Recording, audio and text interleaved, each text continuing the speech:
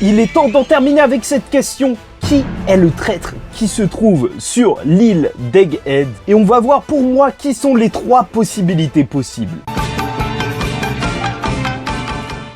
Mesdames et messieurs, ici Chaz et on se retrouve aujourd'hui pour la review du chapitre 1075 de One Piece, étage du labo jeu de la mort. Oui, après Claude Peace, on se retrouve dans Among Us, bien évidemment, et certains diront que le chapitre est honteux puisque, comme d'habitude, Sanji en fait trop. Oui, il demande s'il peut être le chien de Stussy, il se prend pour Maître Gims. Je suis l'ombre de ton yash, l'ombre de ton yash. Bizarre.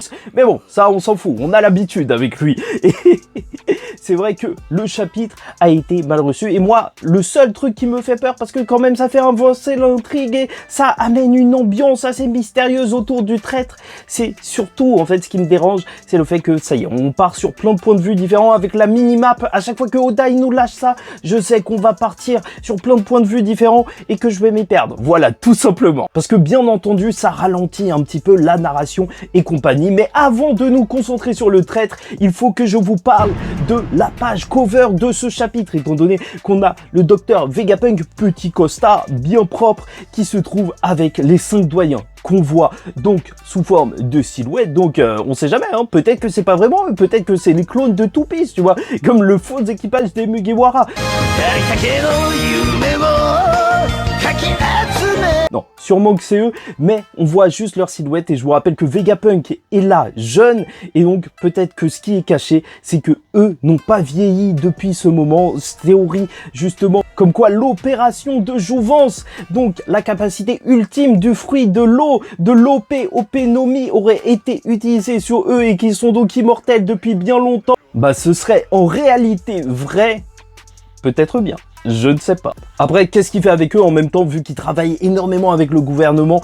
Alors, il y a dû y avoir cette rencontre fatidique, ça se trouve que c'est la poucave, comme Shanks du côté des pirates. Mais bien entendu, moi, j'ai pensé plus à un truc du genre, c'est vrai que peut-être qu'on aurait pu lui proposer une position de doyen de ce monde, étant donné qu'il connaît beaucoup de secrets à propos de celui-ci, lecture d'Ohara et compagnie, et qu'en plus, tu vois, si on retourne sur la théorie des planètes, chacun des doyens pourrait contrôler une part de l'univers de One Piece, que ce soit la mafia, la guerre, l'économie, même en général. Alors Vegapunk, il pourrait être le 6e membre du Gorosei en réalité, en tout cas symboliquement, en étant lié, lui, à la science. Et bon, globalement, tout le chapitre, il va te parler que d'une seule chose, du fait qu'il y a un traître qui se cache. Et ça, tu le vois directement parce que Luffy perd ses communications. Tu vois que les Denmushi sont coupés et en plus, on voit une ombre qui a foncé sur la caméra. Et t'inquiète pas, on va en tenir compte justement pour les 3 grosses possibilités. Mais bon, juste rappelons-nous que probablement cette personne qui est possiblement le traître a désactivé les champs de force, les a fait bugger et donc voilà, devrait s'y connaître un minimum en termes de technologie. Et donc, je vais te dire directement ceux en qui je ne crois pas du tout. Stussy, parce que Stussy, voilà, elle était agent du côté du gouvernement, agent double en réalité, parce que en fait, elle faisait semblant de participer à la pègre, et donc elle était dans le CP0, mais en réalité, c'était un agent triple, vu qu'elle se retrouvait du côté de Vegapunk. Et donc là, si on me dit que c'est un agent quadruple, alors ça va commencer à faire beaucoup. Donc je la vois pas trop travailler avec quelqu'un d'autre pour éliminer tout le monde. Ça se trouve qu'elle travaille avec Big Mom ou je sais pas quoi. Non, ça fait beaucoup. Ça fait vraiment beaucoup à ce niveau-là. Et après, beaucoup de personnes parlent de Caribou, mais mon problème avec lui, c'est que je le vois mal, en fait, réussir à comprendre comment désactiver les boucliers sur l'île de Egghead, ou même supprimer les caméras et compagnie, tu vois. Est-ce que c'est vraiment quelque chose dans son style, ou son style, c'est pas juste de faire la poucave à Barbe Noire pour dire où se trouve Laugh Tale? Pourquoi pas, tu vois, je suis plus de cet avis, et pour chacun, celui qui était le plus mis en doute par mes camarades youtubeurs lors de la semaine dernière, bah justement, c'est peut-être un petit peu trop gros, il a un masque, il contrôle toutes les opérations, ce serait un petit peu facile si c'était lui, entre guillemets, enfin. Je trouve qu'il y a beaucoup plus intéressant. Surtout qu'on a un gros indice en plus lors de ce chapitre, c'est que les séraphins ont reçu un ordre. Et c'est pas n'importe qui peut donner un ordre à un séraphin, c'est soit donc une personne qui se trouve au-dessus de Vegapunk, soit une personne qui l'aurait hacké, vu qu'on a vu ça lorsque Franky et compagnie vont se retrouver en face du S-Boa qui va les attaquer, qui va même transformer un des Vegapunk en pierre. York est donc devenu un caillou et Franky tient Usopp comme si c'était une baguette Lidl. Ok. Là, on peut directement penser, donc, si les Vegapunk ne peuvent pas donner d'ordre, justement, au Séraphin, que c'était une personne supérieure qui a donné l'ordre, et donc Saturne. En plus, beaucoup de personnes voient une similitude entre la silhouette, justement, qui a attaqué les Dendenmushi, et, justement, Saturne, mais je vais pas te mentir, les silhouettes dans One Piece, ça veut rien dire, parce que je te rappelle que si les silhouettes étaient véritablement, justement, la forme des personnages, alors Kaido ressemblerait à ça. Et ouais, il ressemble pas trop à ça. Et bien heureusement pour nous.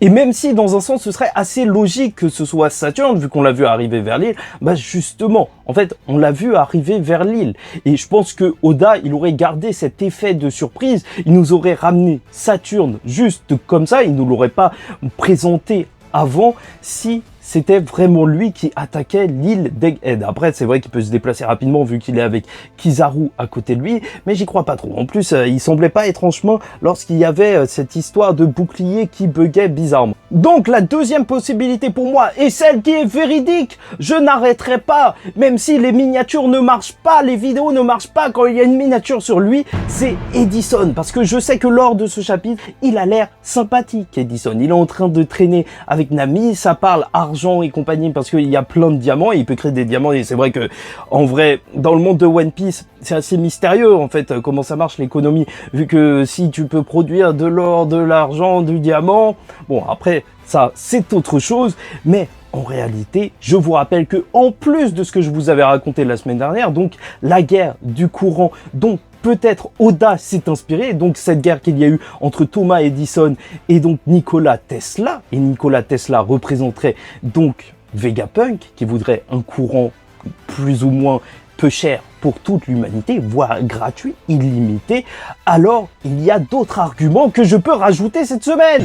Et c'est pour ça que ça va faire la différence. Là, j'ai beaucoup plus, parce que là, qui avait donné les derniers ordres aux Séraphins? Parce que c'est super important. Là, les Séraphins ont reçu un ordre et les Vegapunk ne peuvent pas le contredire. Et la personne qui a donné le dernier ordre, justement, aux Séraphins, était Edison. Bien entendu. Voilà. Est-ce qu'il aurait donné un autre ordre par la suite? Et c'est pour ça, justement, vu qu'ils sont au même niveau pour donner les ordres, bah, ils ne peuvent pas contredire Edison. Là, ça marcherait bien. Mais même en plus de ça, rappelons-nous qu'Edison est là pour l'inventivité. C'est ça qui le caractérise chez Vegapunk. Et pourquoi Vegapunk s'est allié au gouvernement? C'était justement pour avoir les moyens d'être inventif, de pouvoir créer justement des inventions, d'avoir assez d'argent pour faire tout ça. Et donc, voilà, tout simplement, Edison, ce serait peut-être le plus à même de vouloir rester avec le gouvernement mondial pour avoir de l'argent pour continuer les inventions. Et voilà, ça y est, on y est, on a de plus en plus d'arguments pour Edison. Je sais que ça fait pas rêver Edison en traître, mais purée, on y est là, on y est. Et t'inquiète pas que quand je vais découvrir que je me suis trompé, alors je vais fermer ma bouche directement. D'ailleurs, n'hésite pas à liker ou disliker la vidéo, commenter, donner ton avis en commentaire et même t'abonner si tu n'es pas encore abonné à la chaîne. Parce que chaque semaine, on parle de One Piece, même s'il y a de moins en moins de personnes qui regardent parce qu'il n'y a plus Luffy Gear 5 en miniature. Et bon, pour moi, la troisième grosse possibilité qu'il y aurait, c'est donc, je te rappelle, lors de ce chapitre, Shaka dit bien qu'il y a une personne avec eux qui tente de les tuer. Donc, est-ce que ça pourrait être une personne externe à tout ça, un intrus à tout ça? Après, moi, je t'avoue que je suis pas trop fan de cette idée, de la même manière que si le traître est Saturne, je suis pas super fan, parce que justement, je veux que ce soit un vrai traître. C'est vrai qu'il y a le CP0 ici, normalement, le thème du CP0, l'histoire quand il est là, c'est les coups en traître et compagnie, et donc, ce serait beaucoup plus intéressant d'avoir un personnage qui jouait double jeu depuis le début. Mais sait-on jamais, peut-être qu'il y aura en fait découverte que c'était un autre personnage. Par contre, j'ai complètement zappé, mais il y en a aussi qui pensent que ça pourrait être le vrai Vegapunk, le méchant, sauf que là, il est en mode baby punk. Donc, je sais pas ce que vous en pensez. Et bon, on est aussi obligé de terminer cette review par le sujet CP0 et Mugiwara X Mugiwara, la collab que tu n'attendais pas, mais qu'on va voir. Franchement, qui aurait pensé à ça il y a de cela des années, puisque Zoro, Luffy et Shaka se font attaquer par S-Hawk et S-Beer, et l'ordre de Shaka donc ne marche pas. Et bon, même si Zoro voulait libérer Lucci et Kaku, parce que c'est un guerrier, c'est quelqu'un de noble, il préfère pas que les gens meurent menottés, c'est honteux, alors c'est eux deux, Lucci et Kaku, qui vont demander justement à être libérés pour être du côté des Mugi dans cette battle royale Among Us. Déjà, la tête de Luffy et Zoro est juste excellente, c'est ça qu'on devait s'attendre à voir, parce que bien sûr qu'une telle alliance, ça n'a absolument aucun sens, surtout que Lucci, c'est peut-être le personnage en qui tu peux avoir le moins confiance dans le monde de One Piece. Ce mec est un gros mytho, mais en même temps, Luffy est un Yonko, il a juste à lui foutre un pain dans la tête, et voilà, ça va le calmer. De toute façon, est-ce qu'il a vraiment du souci à se faire? Surtout, le plus important, c'est que bien sûr que cette alliance peut avoir lieu. Pourquoi? Tout simplement parce que, je te le rappelle, le CP avait dans son sein le frère de Robin. Oui, le lien entre les Mugi et le Cypher Paul est tout exposé. Le frère de Robin qui viendrait tout conclure. Et pour la dernière fois, ceux qui comprennent pas cette vieille blague éclatée que j'arrête pas de répéter depuis des semaines, c'est parce que Jabura, donc dans l'arc à Enies Lobby, avait menti à Sanji et avait fait croire qu'il était le frère de Robin, et l'histoire, c'était un de mes moments les plus drôles de One Piece que j'avais jamais vu. C'était vraiment juste n'importe quoi avec Robin en chaperon rouge. Mais suivez un petit peu, il faut suivre One Piece pour comprendre les blagues, hein. Ici, je vais pas tout vous expliquer parce que c'est pas marrant de vous expliquer.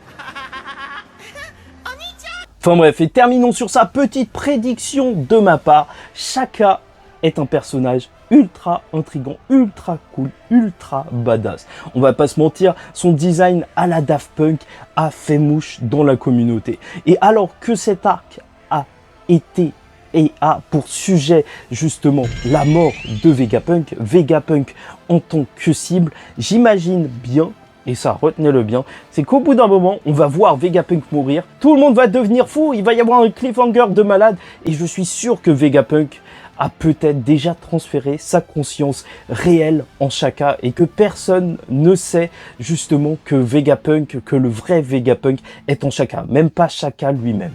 Ah, ça, ce serait incroyable. Et en même temps, je raconte un petit peu n'importe quoi, donc on verra bien. Et gardons juste en tête l'information qui nous a été lâchée du côté de Chopper et Robin, que Vegapunk est capable de créer justement des organes, mais que même les Vegapunk peuvent tous changer de visage. On est réellement dans le One Piece Among Us.